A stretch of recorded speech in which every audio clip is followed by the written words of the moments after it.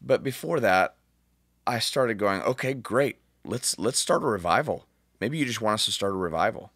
So let's start a revival around here. And so it's the single off this record. It's this first single that's out called "Starts with Me." And the story is, um, as I'm asking Jesus, let's start a revival. Uh, I read this little story about this young preacher that went up to this old pastor and said, "Hey, how do I start a revival?"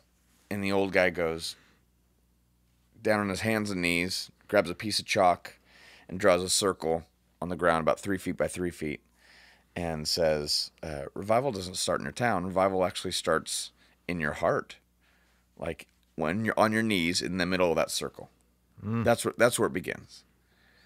And it hit me so hard that my whole life I've tried to do stuff for Jesus. That I've tried to make people Christians. I've tried to, really, my posture's been, okay, Jesus. Really, if you got down to it, or God at that point, hey, I'm going to do this. Come bless this. Hey, come over here because, dude, let's partner together in this.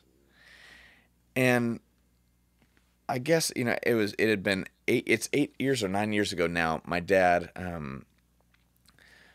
told me, my dad knows more than either of us combined times 1,000 of, Bible knowledge. And the guy's so dang smart. Watch what you say about your dad. Oh, it's true. But he came up to me and said, "Tim, I'm trying to do the hardest thing I've ever done." And I'm like, "Whoa, what's that?" He said, "I'm trying to follow the principles and teachings of Jesus." And I'm like, me too, Dad. Me too. Right. I had no clue. I just didn't even get it. It was like, dude, why are you being that guy right now? Number one, Dad. It's kind of like, duh. That's what we're all trying to do. Right. And I just have watched him the past, 8 or 9 years. And I've watched a change in him from going, "I'm going to do all this cool stuff for you, Jesus," to, "Jesus, what are you doing? And I just want to catch up and follow you."